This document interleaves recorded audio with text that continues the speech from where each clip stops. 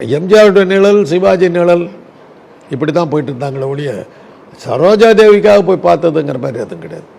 அப்படி தான் இருந்தது. பாலும் பழமும் ஓடிச்சு, பாட்டுகளுக்காக ஓடிச்சு. பார்த்தால் போய் தரும் பாட்டுகளுக்காக ஓடிச்சு.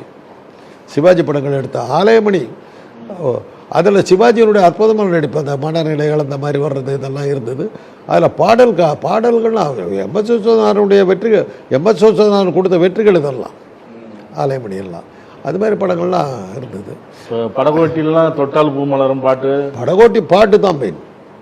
ஆனால் மேக்கப்னு எடுத்திங்கன்னா படகோட்டியும் சரி புதிய பறவையும் ஒரே நாளில் ரிலீஸ் ஆகுது. புதிய பறவையில் சரோஜா தேவி சரியாக மேக்கப் போட்டுக்க மாட்டாங்க. அவங்க கருப்புங்கிறது தெரிய வரும். அந்த படத்தில் கருப்பாக இருக்காங்கன்னு தெரிய வரும். படகோட்டியில் அவங்கள சுண்ணாம்பலை போட்டு இறக்கி எடுத்த மாதிரி வெளியேறுன்னு வந்துட்டு பொதுவாக மேக்கப் அதிகமாக போடுறதா சொல்லுவாங்க. வாணிஸ்ரீ, சரோஜா தேவி இவங்களுக்கெல்லாம், பானுப்பிரியா இவங்களுக்கெல்லாம் மேக்கப் போடுறதுன்னா காலையில் 5 மணிக்கே வந்துடணும். அவங்க பெயிண்ட் அடிக்கணும் உடம்பு பூரா. பெயிண்ட் அடித்து வெள்ளையாக்கி அப்புறம் தான் மேக்கப்பாக போடணும். அவ்வளோ கருப்பு அவங்கெல்லாம். எம்ஜிஆர் தொடர்ந்து அதான் 26 படங்களுக்கு என்னமோ மேலே நடிச்சவங்க தான் சொல்கிறாங்க. அதில் ஜெயலலிதா வர்றவர் இந்த அம்மா தான். சிவாஜிக்கும் எம்ஜிஆர் 2 பேத்துக்கும் அவங்க தான்.